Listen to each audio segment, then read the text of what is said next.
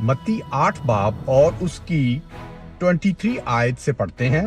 जब वो कश्ती पे चढ़ा था तो उसके शागिर्द उसके साथ हो लिए और देखा झील में ऐसा बड़ा तूफान आया कि कश्ती लहरों में छुपने लगी और मगर वो सोता था।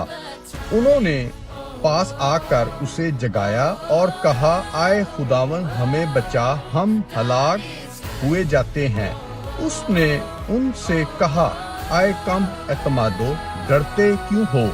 तब उसने उठकर हवा और पानी को डांटा और बड़ा अमन हो गया। और लोग ताज्जुब करने लगे और कहने लगे, ये किस तरह का आदमी है, हवा और पानी भी इसका हुक्म मानते हैं।